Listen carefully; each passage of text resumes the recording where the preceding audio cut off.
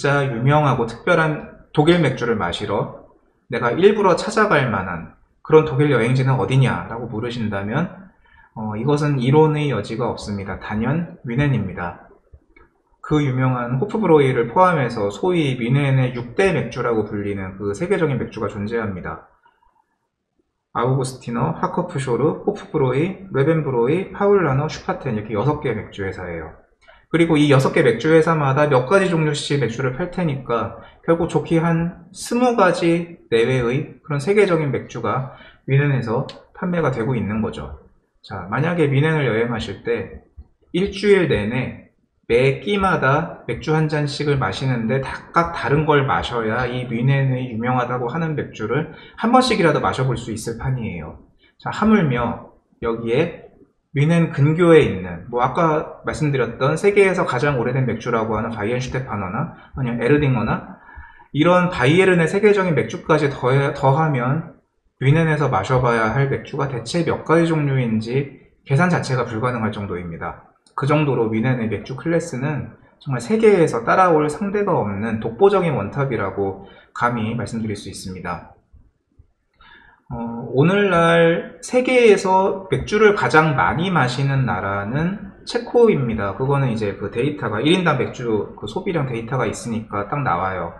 2위와 격차가 아주 큰 압도적인 1위가 체코입니다. 1인당 맥주 소비량이 1년에 한 150리터 정도라고 하니까 500ml 한 캔 기준으로 본다면 성인 한 사람이 1년에 한 300캔 정도를 마신다는 의미가 되는 거거든요. 압도적인 1위이고요.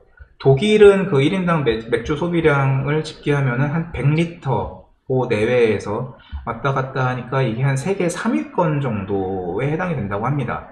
자, 그런데 바이에른만 떼어놓고 보면은 1인당 맥주 소비량이 약 140에서 150리터, 그러니까 체코와 동급으로 세계 1위권에 올라갑니다. 이렇게 얘기하실 수도 있어요. 그냥 한 나라도 아니고 그런 한 지방만 떼어놓고 한 나라하고 비교하는 건 억지 아니냐. 그런데 참고 삼아서 말씀드리면 체코의 전체 인구보다 바이에른의 인구가 더 많습니다. 즉 비교 대상은 된다고 봐요. 적어도 독일에서도 바이에른만큼은 체코와 함께 세계에서 맥주를 가장 사랑하는 사람들이 분명합니다. 참고로 지금 앞에 보시는 이 6가지 그 뮌헨 6대 맥주 중에서 뮌헨 사람들, 그러니까 관광객 말고 현지인들은 뭐를 제일 좋아할까? 호프브로이가 제일 유명하니까 호프브로이일까? 그것은 아니고 뮌헨 사람들이 제일 좋아하는, 많이 팔리는 것은 아우구스티너 맥주라고 합니다. 그리고 뮌헨 사람들 정말 축구에 환장을 하죠. 바이에른 뮌헨이라는 축구팀 있죠. 그 축구와 연관되어 있는 맥주 소비량도 되게 어마어마하거든요. 근데 이 바이에른 뮌헨의 공식 후원사가 파울라너이기 때문에 축구와 관련된 현장에서의 판매량으로 놓고 본다면은 파울라너가 또 독보적으로 앞선다고 할 수가 있겠어요. 그리고 이 6대 맥주 중에서 레벤브로이하고 슈파텐 이 두 곳은 현재 회사의 소유는 독일 회사가 아닙니다. 맥주 좋아하시는 분들은 많이 들어보셨을 그 AB 인베브인가요? 그 벨기에에 있는 그 글로벌 맥주 제걸 회사가 있죠. 우리나라 카스 맥주도 아마 그 AB 인베브 그 회사가 가지고 있는 걸로 알고 있는데 이 슈파텐과 레벤브로이는 그 AB 인베브가 소유하고 있어요. 그러다 보니까 독일인이 소유하고 있으면서 어떤 관광객으로 이렇게 붐비지도 않고 역사도 오래된 이 아우구스티너가 뮌헨 현지인들한테 가장 사랑받는 이유가 아닐까 개인적으로 그냥 이렇게 유추를 해봅니다. 자, 바이에른이 그리고 뮌헨이 독일 내에서도 좀 유독 전통을 사랑하고 계승하는 색깔이 강한 지역이에요. 자, 맥주뿐만 아니라 모든 면에서 뮌헨에는 전통이 가득합니다. 뮌헨 여행은 그들이 전통을 만나는 게 핵심입니다. 자, 수십 년 전통으로는 진짜 명함도 내밀 수 없는 그런 수많은 전통적인 문화와 장소가 뮌헨에 가득하거든요. 자, 맥주 이야기는 아니지만 뮌헨이 맥주를 사랑하는 것이 결국 이런 전통에 기반한 그런 철학에 원인을 두고 있다고 생각하기 때문에 뮌헨의 전통적인 면은 좀 따로 소개를 해드리고 싶어서 이 영상을 준비했습니다. 뮌헨 중심에 있는 성모교회 프라우엔 교회인데 이 교회 첨탑보다 높은 건물은 지을 수 없게 되어 있습니다. 그러다 보니까 알프스까지 보이는 그런 전망을 뮌헨에서 가질 수가 있죠.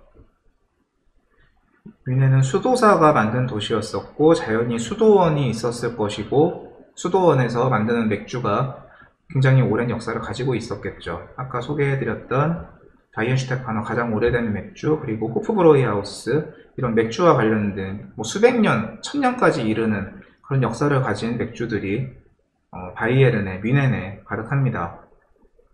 물론 이런 맥주의 역사를 지킬 수 있는 것은 바이에른에서 공포된 맥주 순수령 덕분이겠고요.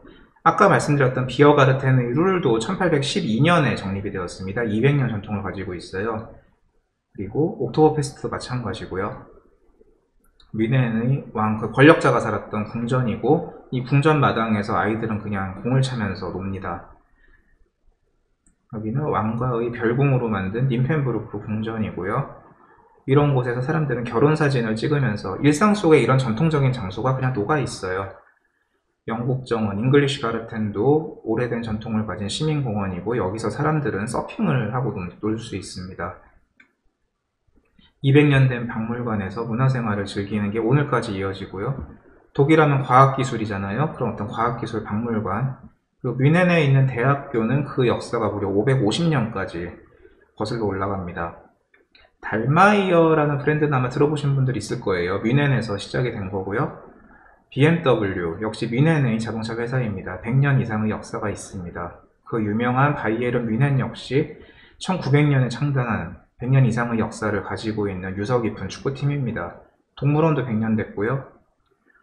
장을 보는 전통시장도, 빅투알리엔 시장도 200년 이상의 역사가 있고, 크리스마스 마켓은 추정치이지만 최소 800년 이상의 역사를 가지고 있습니다.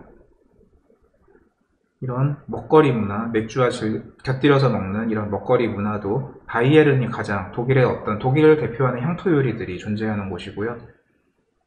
디른들, 또 남자 옷은 레더호젠, 이런 전통 의상도 바이에른에서 가장 발전하였고, 이런 모든 우리가 독일하면 생각나는 전통적인 그런 모습들이 이 뮌헨과 바이에른에 뿌리를 두고 있는 경우가 많이 있어요. 그래서 수십 년 전통으로는 어디 명함도 내밀 수 없는 최소한 수백 년 단위의 그런 전통적인 관광지와 문화와 컨텐츠를 뮌헨을 여행하실 때 빠짐없이 꼭 즐기시면 매우 재미있는 여행이 될 수 있을 거라고 생각을 합니다.